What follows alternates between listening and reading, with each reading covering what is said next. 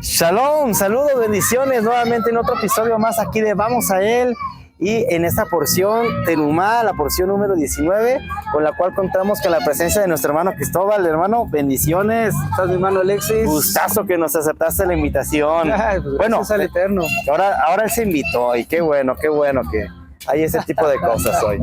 Y la cosa es de que esta porción habla de cosas muy interesantes. Por ejemplo, empieza con lo que conocemos como terumá, quiere decir dádiva, ofrenda, ¿qué otra cosa? Contribución, donativo.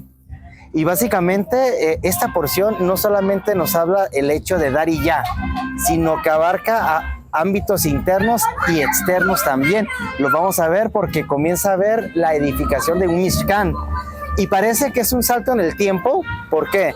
Porque la porción pasada tuvo que haber concluido, tuvo que haber iniciado en esta porción con la porción pasada, que es la fornicación del becerro de oro. Pero no se ve de esa manera. ¿Por qué? Porque la porción la Biblia no lo presenta así, sino que presenta como que primero fue esto y fue primero lo otro después, pero no fue así. Nada más simplemente se hace el realce de que la gracia de Dios es grande. ¿O por qué podemos encontrar esa diferencia de tiempo, hermano? Bueno, narrada, no es de qué pasó. Sí. Hay algo muy importante que siempre debemos de tener. Debe ser ¿cómo pudiéramos decirlo? Una ley, pero más que nada un principio fundamental en nosotros.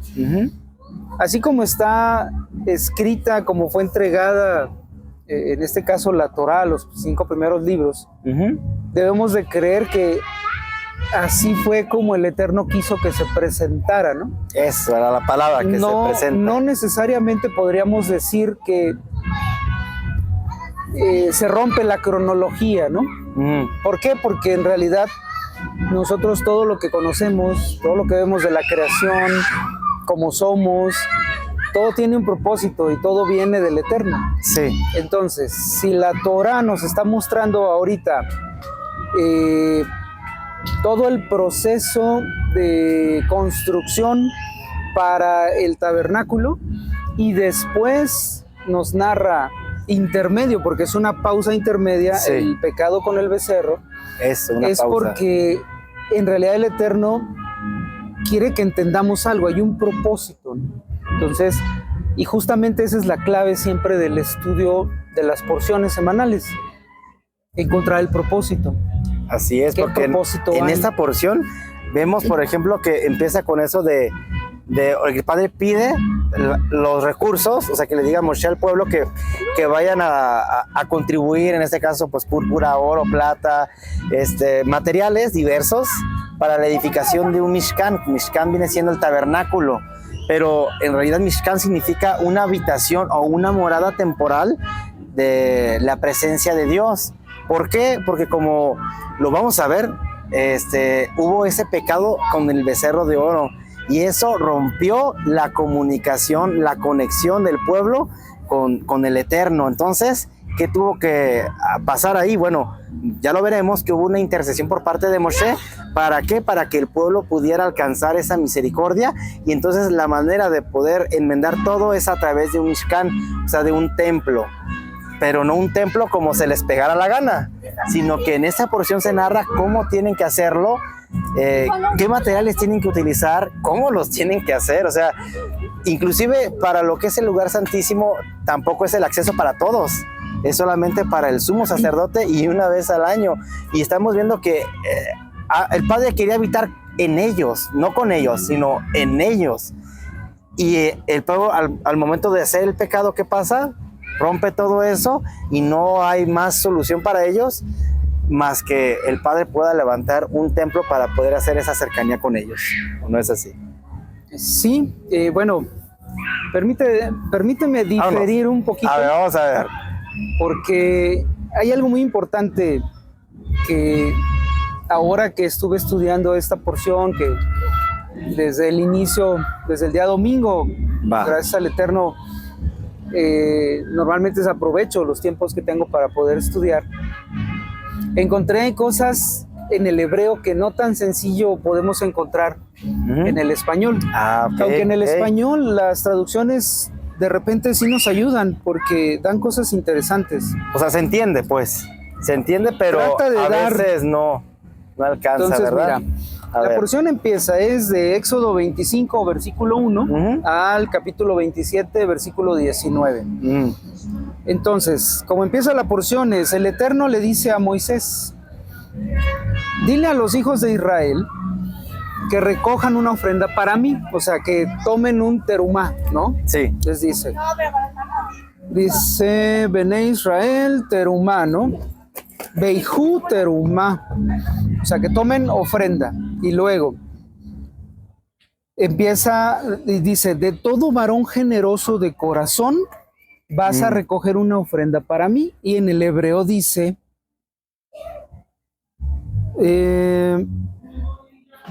terumati. O sea, al principio está diciendo terumá, pero ahora dice terumati, ¿no? ¿Cuál es la diferencia? ¿Por qué hace esa gran diferencia? Bueno, primero está diciendo que tomen una ofrenda, una contribución, algo que me lo tienen que traer. Pero ¿cómo se traduce o cómo se interpreta la manera en que se traduce terumá? Terumá es traigan, pero traigan para mí. Sí. O traigan de lo que yo les di. Y por ejemplo, vamos a la referencia en Segunda de Crónicas, cuando el rey David está orando, precisamente está pidiéndole al pueblo que traigan ofrendas para la construcción de la casa. Le dice eso al Eterno, Señor. Pero ¿quién soy yo y quién es mi pueblo para que te traigamos estas ofrendas? Si de lo que tú nos has dado, de nosotros eso mismo te traemos, ¿no? Sí. Y justo está David, el rey David está haciendo referencia a esta porción, porque el Eterno está diciendo, de lo que yo les di, de eso me van a traer. Pero ¿cuál es la condición? Que lo traigan, dice aquí, lo traducen de todo corazón, pero no es eso. Es que lo traigan de manera voluntaria. Ya. ¿Por qué? Porque muchas veces pudiéramos entender, a lo mejor, bueno, pero el Eterno, ¿por qué está ordenando que traigan? Él no está ordenando nada. Él está diciendo, si tú tienes un corazón dispuesto a dar, de eso que yo ya te di, tráeme. No está diciendo ni cuánto, ni que traigas todo, o que traigas un porcentaje. Él está diciendo, de eso que yo ya te di, ahora tráeme. Correcto. Eso es lo primero que está diciendo. Y luego dice, por eso la segunda parte de este versículo 2, de todo varón generoso. O sea, aquí la traducción correcta sería, de todo aquel que voluntariamente lo quiera traer, entonces vas a recoger la ofrenda para mí, le dice a Moisés. De todo aquel que sí lo quiera traer. O sea, él está diciendo el Eterno a Moisés, no los vas a obligar. Ya. Tiene que ser de ellos mismos, tiene que salir de ellos mismos, tiene que ser voluntario. Y eso es con lo que empieza la porción y toda la Torá que hemos estado estudiando. La porción pasada fueron los Mishpatim, todos las leyes sociales de convivencia para poder tener armonía, cordialidad con mi prójimo. Ahora el Eterno dice, ahora viene y dice, bueno, ya estás bien con tu prójimo de lo que yo te di, ahora me tienes que traer a mí voluntariamente. No te estoy obligando, puedes no traer nada. Pero si eres agradecido con lo que yo te di, entonces vas a traer. ¿Y qué aconteció? Que la gente dice que daba, inclusive que llenaron todo lo que necesitaba de materiales y la gente seguía dando. Dio de más, que Moisés tuvo que salir a decir, ya no traigan, ya estamos completos. Full, llenos. Ya no caben en ningún lado las cosas que están trayendo. Y sí, bien, como bien lo dijiste, da exactamente los lineamientos de lo que tenían que traer. Oro, plata, bronce, algunas pieles y los colores de las telas que tenían que traer, aceite para el alumbrado, madera. Y hay algo bien importante aquí, porque en el judaísmo, que nuestros hermanos realmente han estudiado esto por milenios, se tiene una interpretación muy interesante, porque dice, estos rabinos, estos sabios dicen, ¿por qué empieza diciendo las cosas más valiosas? Oro, plata, bronce, cobre, pero termina diciendo la madera. Y uno empezaría por lo más bajo, lo más vil, digamos. Digo, vil no de manera ofensiva. Lo más sencillo, vamos. Sí, lo más humilde, ¿no? Hasta lo más grandioso. Porque realmente el Eterno está diciendo, cualquier cosa que tú traigas que sea voluntaria, para mí es todo. O sea, no importa si es un gramo de oro o un pedazo de madera, para mí es tu corazón. Con eso me estás dando tu corazón. Ahora, el mandamiento que está dando el Eterno no es que construyan un Mishkan. A ver, ¿cuál sería? Eso no dice en el hebreo. Bueno, platícanos. Sí lo dice Mishkan, pero primero dice qué es lo que quiere que se construya. Yo utilizo aquí en el dispositivo una aplicación que se llama My Bible. Y esta aplicación solo está para Android. Entonces, quien quiera descargarla, yo ahí tengo diversas versiones. No solamente utilizo una para estudio, normalmente utilizo de 6 a 8 versiones de traducción en español, pero también utilizo una Biblia interlineal en hebreo, interlineal en el griego, el diccionario Strong, varias cosas para poder pues estudiar. Sí, pues para constatarlo, porque a veces en un lado viene de una manera y resulta que no era tan cierta y uno lo va checando, ¿verdad? Normalmente por la maestra que yo tengo utilizo la versión textual, la Biblia textual, pero también utilizo la nueva versión internacional, la NBI. Y mira, ¿qué dice? En cualquiera de las dos, tanto en la Biblia textual como en la NBI, hacen la misma traducción. Dice, harán un santuario para mí y habitaré en medio de ellos. Y en la nueva versión internacional dice, después me harán un santuario para que yo habite entre ustedes. ¿Pero qué dice en el hebreo? En el hebreo ya dice diferente. En el hebreo dice, que me hagan, ¿no? Dice, Beazuli, hagan para mí, Mikdash. O sea, no está diciendo Mishkan. Dice, hagan Mikdash. ¿Y qué es un Mikdash? Sería como una habitación, ¿no? Es un lugar santo. Un lugar de qué majestuosa santidad. Eso es lo que significa Mikdash. Sí. Entonces, ¿qué es lo que el Eterno aquí está realmente ordenando? Wow. Moisés, dile al pueblo que cada uno va a ser una habitación santa para que yo pueda habitar, porque en el hebreo continúa diciendo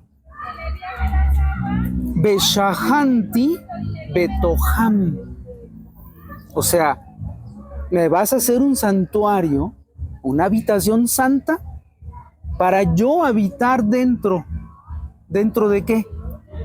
De tu corazón. Por eso, sí, o sea, la idea es de que en realidad nosotros somos habitación. Hemos dicho, nosotros somos el templo, o sea, somos esa recepción, esa habitación. Entonces, el deseo de Dios no se limitó a un lugar en 4 paredes, sino que el deseo de Dios era seguir en nosotros, pero la manera de reconciliarse era en este caso a través de ese lugar. Y de hecho, de alguna manera el deseo del Eterno siempre ha sido el mismo desde la creación. Siempre.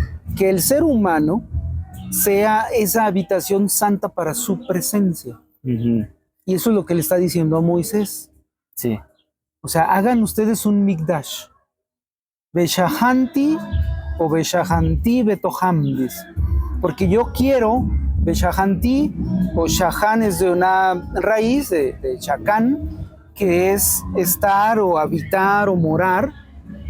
Betoh de Tabek es dentro, o sea, como te parto a la mitad del corazón y en esa hendidura ahí quiero estar. Sí, en lo más profundo, en lo más adentro. Entonces, eso es lo que está pidiendo el Eterno.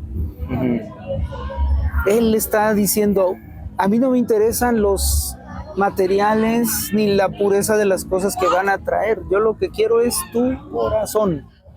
Literal. Eso es lo que está diciendo la voluntad, todo. Aunque, bueno, sabemos que pues para que pudieran tener ese acceso.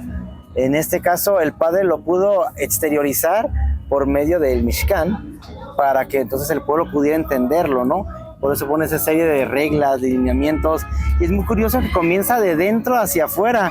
La construcción comienza desde el lugar santísimo al santo y bueno, termina en los atrios. Porque así tiene que ser tu vida. Exactamente, O sea, lo compagina internamente con uno. tienes que tener tanta santidad que el Eterno pueda morar ahí.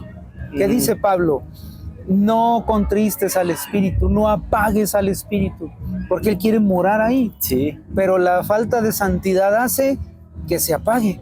No se va, no se puede ir, pero se apaga. Disminuye su poder porque nosotros lo estamos limitando por nuestra falta de santidad, de entrega, de estar completamente obedeciendo al Eterno. Pero aquí viene el versículo 9. A ver. Le dice a Moisés: esa habitación santa que yo quiero que tú me construyas, que cada uno de las personas del pueblo me construya en su corazón, va a ser conforme a todo lo que yo te muestro, al modelo del tabernáculo que yo te mostré en el monte. Pero aquí sí está diciendo al modelo del tabernáculo, al modelo del Mishkan. ¿Eso qué quiere decir? Pues que hay uno en los cielos. ¿En dónde está? Pues está directamente en los Shamaín. O sea, se lo mostró porque obviamente como bien podía, le dio las características a Moshe, pero Moshe no, o sea, no lo entendía, y entonces fue que le muestra y le mostró todos, ahora sí que literalmente, cómo era el servicio allá arriba, cómo eran las cosas, cómo era la menorá, cómo era el lugar santísimo, cómo era la mesa de los panes, todo se lo mostró para que él lo entendiera y entonces pudiera expresarlo para que lo pudieran hacer a esos mismos lineamientos. Y justo eso dice Apocalipsis capítulo 21, versículo 3. Oí una potente voz que provenía del trono y decía: aquí entre los seres humanos está la morada de Dios. Otra versión dice: oí una gran voz procedente del trono que decía: he aquí el tabernáculo de Dios con los hombres y morará con ellos. ¿Dónde está el tabernáculo? ¿Qué le estaba mostrando a Moisés? Acá arriba tengo todo el diseño, Moisés, así como lo ves aquí en santidad. Eso es lo que quiero que me construyan en el corazón de cada quien. Esa es la orden. Sí, eso es correcto. Eso es lo que el Eterno está ordenando aquí. Y viene ahora sí todos los utensilios. ¿Con qué empieza el Eterno? Bueno, capítulo 25, versículo 10, ¿con qué empieza? Si mal no recuerdo, empieza con lo que es con el arca. El lugar santísimo. Ahí está el Arón Aidut, ¿sí? Que comienza, exacto, que ahí tienen que meter, bueno, las tablas que dice que les dará, pero ahí meten las tablas del testimonio, que son las 2 tablas, y que fueron hechas con el dedo de Dios, como para guardarlas como ese pacto. Así es. Entonces comienza con eso y empieza ahora sí que a exteriorizarlo, ¿no? Pero ahora vamos a ver por qué el arca es lo primerito. Porque lo primerito es el lugar santísimo y lo que va a contener esa presencia, el arca. A ver, platícanos. Porque Moisés allá arriba, él está viendo una majestuosidad que no puede comprender, que está contenida en un trono que le está hablando. Sí. Esa arca es el trono del Eterno. Sí. Abajo, en ese tabernáculo. O sea, le está diciendo: me vas a hacer ahí un contenedor, porque cuando yo hable contigo, yo te voy a hablar de en medio de los querubines que le vas a poner a la tapa. De ahí yo voy a hablar contigo, le dice. Y es como si simulara ese trono, ¿no? De la manera que está viendo Moisés en los cielos. Sí, porque hay varias interpretaciones, pero que están así los querubines, los ángeles, es lo que interpretan, que como si fueran los brazos, y es que es el mismo trono de Dios. Por eso cuando... Bueno, sí, mira, estás tú... A ver, platícanos. Mira, ponte, mírame de frente, extiende los brazos así, y ahora ve hacia abajo. Así están los querubines. O sea, están con las caras frente a frente, pero su mirada hacia la tapa del arca. Así están. Eso es como están los querubines. ¿Sí? Entonces, así el Eterno es como está en los cielos. dice todo el libro de Apocalipsis, cuando nos habla de cómo el Eterno está hablando, dice que los 24 ancianos se quitan las coronas, las avientan a sus pies y se postran. Los 4 seres vivientes hacen exactamente lo mismo cuando el Eterno habla. Lo mismo está diciendo el Eterno aquí. En esa etapa, cuando yo hable, van a estar los querubines así, y me los vas a hacer de esta manera, porque yo te voy a hablar ahí, por medio, en esa hendidura, en ese hueco que se va a formar, ahí yo te voy a hablar. Ahí va a estar contenida esa presencia. Lo importante, bueno, interesante que cuando dice el material del arca, no, o sea, dice que es por oro por dentro y por fuera, pero es de madera. Pero le va a ser recubierta la madera de acacia. Y es muy interesante porque ahí simboliza la eternidad y simboliza también uno como esa madera, que una madera en cualquier lado puede pudrirse, puede llegarse el tiempo que se deteriora, pero una madera con oro por dentro y por fuera se conserva exactamente igual, con la misma frescura. Y es lo que nos da a entender, o yo alcanzo a entender esto, Cristóbal, que la eternidad con Dios es así, nos recubrimos de Él y entonces nosotros podemos ser preservados. Podemos guardar ese interior para vernos por dentro igual como por fuera. Nos podemos conservar de Él porque Él nos devuelve al estado original, al estado puro, al estado santo, que es de la manera que podemos portar su presencia. Exacto. O sea, de dentro hacia afuera, no es al revés. Sí, y continúan, ¿no?, los elementos. Ahora viene el lugar santo con la mesa de la proposición para los panes, y viene la menorá. Sí. ¿Qué es lo que es? ¿Qué está simbolizando la menorá? ¿Qué nos está diciendo la menorá? Bueno, hay varias, ahora sí que hay varias interpretaciones al respecto. Y todas muy respetables y muy aceptables. La menorá nos está diciendo que interiormente nosotros vamos a llevar una luz. ¿Quién es esa luz? Pues la luz es Yeshua. La luz de Yeshua. ¿Sí? Y esa luz que en nuestro interior debería de estar completamente irradiando, es lo que todo el día debe de estar prendida y no se puede apagar. Sí, correcto. Y los panes de la proposición, ¿qué están diciéndonos? Pues, que nunca va a haber ningún tipo de necesidad cuando tú vives en esa santidad e irradiando esa luz. Que esa provisión va a estar ahí. O sea, que ni siquiera te vas a esforzar porque llegue, ya va a estar ahí la provisión. Como el maná. Sí. Que posteriormente lo agregarían a Aarón y Hur, ¿no? Así es. Pero es lo mismo al final de cuentas. O sea, que en Dios, yo creo que todo esto nos da a entender que en Dios está nuestra plenitud, que en Dios está nuestro socorro, nuestro auxilio, pero la manera de cómo nos presentamos va a ser la diferencia si estamos dentro o estamos fuera. Así es. Ahora, la porción del Haftará de esta porción está en el libro de Primera de Reyes, capítulo 5 y una parte del capítulo 6. ¿Y qué nos está narrando? Que Salomón construye una casa. Él no está construyendo otra cosa. ¿Sí? Sí. Esa es otra cosa que también estuve estudiando y se me hizo sorprendente. Wow, a ver, compártenos. Dice, y el Eterno dio a Salomón sabiduría, tal como le había prometido, y hubo paz entre Hiram y Salomón, y ambos concertaron una alianza. Y el rey Salomón le mandó trabajadores a Hiram y le dijo, si leen desde el capítulo 4 al final, todo el capítulo 5, se van a dar cuenta de lo que ya Salomón le había comentado a Hiram, al rey de Tiro. Sí. Le dijo, voy a construir la casa que mi padre David no le pudo construir al Eterno, yo la voy a hacer. Y Hiram se puso feliz y le dijo, pídeme lo que quieras. Y le dijo, pues allá en tu tierra no hay alguien mejor aquí que ustedes para tallar la madera, así que mándamelos. Y le mandó todo Hiram. Pero, ¿qué es lo que está tratando de darnos a entender aquí el Eterno? O sea, todo lo que está sucediendo. Vamos al capítulo 6, versículo 2. Dice, la casa que el rey Salomón edificó para el Eterno tenía 70 codos de largo, 20 codos de ancho y 30 codos de alto. Pero eso dice el hebreo, Habait, la casa. Otras traducciones dice el templo, pero no, es una casa. Ok. Es un edificio. ¿Y qué crees que le responde el Eterno? A ver, ¿qué le responde? Digo, porque lo leímos en español, no lo leí tanto en hebreo hoy. Capítulo 6, versículo 9. A ver.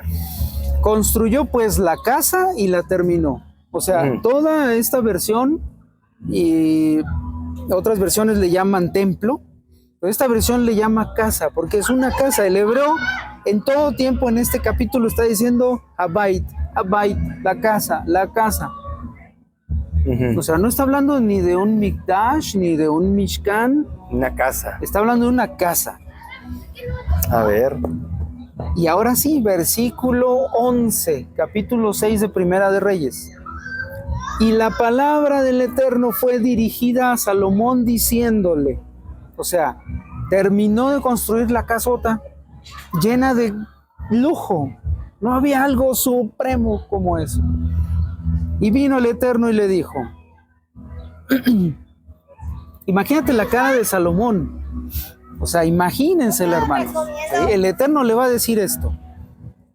En cuanto a la casa que tú estás edificando, o sea, según tú estás diciendo que me vas a hacer esa casa a mí, como si yo necesitara una casa, si andas en mis estatutos y pones por obra mis juicios y guardas todos mis mandamientos para andar en ellos, yo cumpliré contigo mi palabra que le juré a David tu padre.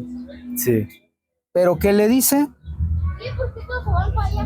Si tú andas, telej, bejukotai, beet mishpatai, taase beshamarti, et kol misbotai. O sea, si tú cumples mis preceptos, mis jukot, ¿sí? Mis ordenanzas, mishpatim, mishpat, mis juicios, y cumples mis mandamientos, mis misbot, entonces yo voy a responder como sí a la promesa que le hice a tu padre. Pero viene otra vez eso, la condicionante. Tienes que hacer eso. ¿Por qué? Porque el Eterno otra vez le está diciendo a Salomón, yo no pedí casa. O sea, entiende, Salomón, regrésate a la porción de Éxodo. Yo no pedí casa, yo pedí un Mikdash, yo pedí tu corazón. Ese es el que quiero que me construyas, que lo partas, lo santifiques y ahí quiero morar, porque eso dice el versículo 13. Esta versión lo traduce así: tabernaculizaré en medio de los hijos de Israel y no abandonaré a mi pueblo Israel. La versión internacional dice, entonces viviré entre los israelitas.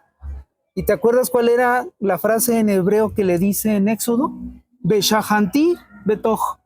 Pues más bien dice que quiere vivir en ellos. Dentro. O sea, y le vuelve a decir lo mismo a Salomón. Sí. Beshahanti betoch. Bene Israel, le dice. Sí. Quiero habitar dentro de esa hendidura que tienes que hacerle a tu corazón en santidad para que yo pueda morar ahí. Correcto, y estamos hablando de una permanencia. O sea, sí, que el padre no pensaba irse un ratito y ya. No, estaba hablando de que querer permanecer. El problema es de que a veces como que lo hacemos como vacaciones, un ratito y ya se acabó. Y este es un proceso de toda la vida. Yo estaba entendiendo que viene 3 capas de divisiones entre el lugar santo, santísimo y los atrios, y estaba entendiendo que es prácticamente nuestra vida. Es como el proceso de nuestra vida.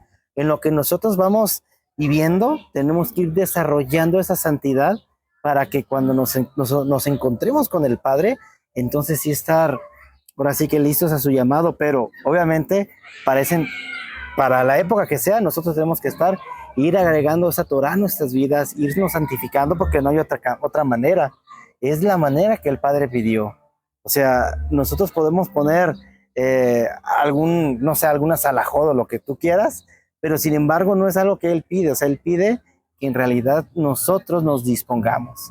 Yo creo que esta porción habla de eso, de que el agradecimiento de nuestra vida debe ser lo suficientemente grande que querramos cambiar y querramos disponernos para entonces sí ser una ofrenda y un sacrificio vivo para Él.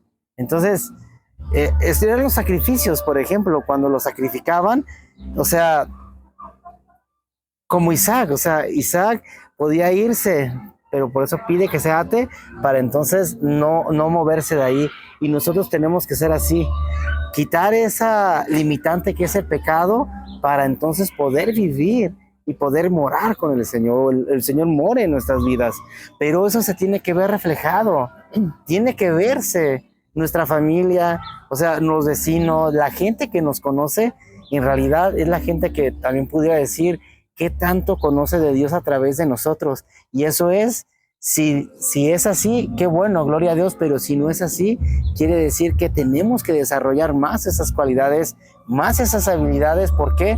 Porque dice Yeshua que una luz no se puede esconder, o sea, ¿quién la enciende para esconderla? No. Nosotros tenemos que ser esa diferenciación o esa diferencia entre el bien y el mal y ser esos seres que alumbren en todo lugar y en todo momento. Yo creo que esta porción nos habla acerca de todo esto, que es necesario morir para poder seguir adelante y ahora sí que contener la gloria del Eterno. Sí, mira, en el Evangelio dice Yeshua a sus apóstoles: ustedes tienen que tener una justicia mayor que la de los escribas y los fariseos, les dice. Pero ¿a qué les estaba enseñando a los apóstoles ahí cuando les da esa referencia? Su justicia tiene que ser mayor. ¿De qué estaba hablando Yeshua a sus apóstoles y a nosotros también?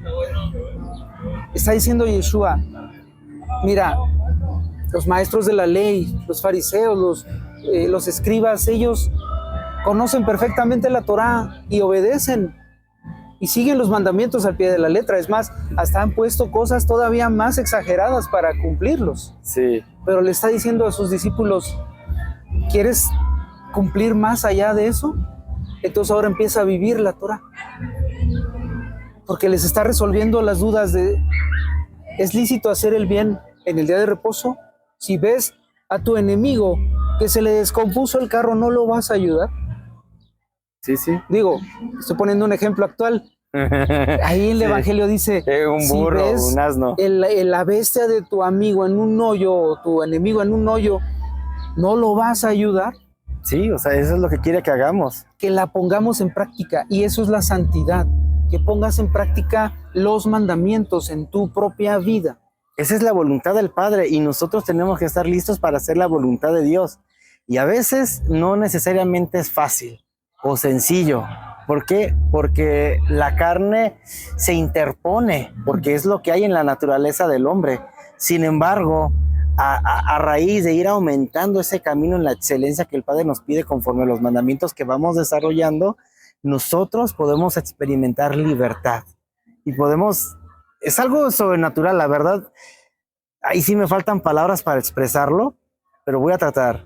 Porque es que el cuerpo tiene que responder a lo que el alma desea, a lo que el Padre nos manda a hacer. Entonces el cuerpo es un medio para poder exponer esa voluntad. El problema es de que a veces nos basamos simplemente en el instinto carnal, en el instinto del mal, en esa inclinación, y esa es la limitante que tenemos, no podernos desprender del pecado. Eso es lo que en realidad nos separa o nos limita. Así es. Sí.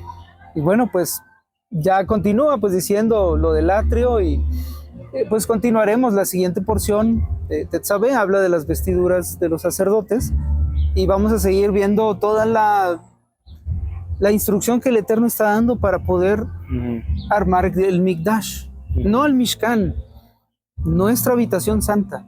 Sí. O sea, ahora cambien su perspectiva, hermanos. El Eterno no les está pidiendo que hagan un templo, un Mishkan, un tabernáculo, no. Él está pidiendo que le hagan aquí un espacio, una habitación santa, para que Él pueda morar aquí en su corazón. Sí, y lo mismo sigue pidiendo hoy. Así es. Wow, pues muchas gracias por compartir, Cristóbal. Bendito sea el Señor, Gracias que al nos Eterno, has Alexis. ayudado a entender más acerca de la porción. Y a seguir estudiando, hermanos. Recuerden, si les ha sido de bendición, compartan, den like, suscríbanse, también ayuda mucho.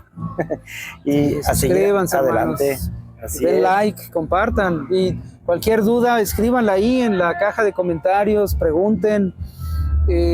Tampoco es una interpretación concluyente, hay muchísimas interpretaciones. Yo respeto todas, aprendo de todas, y lo que ustedes también hayan interpretado, escríbanlo. Tal vez eso también a nosotros nos va a enriquecer mucho. Sí, o sea, aprendemos. No decimos que tenemos una verdad absoluta, pero pues el Padre nos ha llevado a entender esto. Quizá lo que ustedes puedan entender sobre esto sea otra interpretación todavía más, más sot, ¿no? Más en lo secreto. Pero seguimos avanzando en el camino. Lo importante es no rendirse, seguir adelante y preparar nuestra morada, que sea ese santuario que el Padre ha pedido y sigue pidiendo para poder hacer su voluntad aquí en la tierra. Amén, así es. Amén. Pues sigamos adelante, hermanos. Nos vemos la siguiente. Hasta luego. Shabbat shalom, hermanos. Shalom.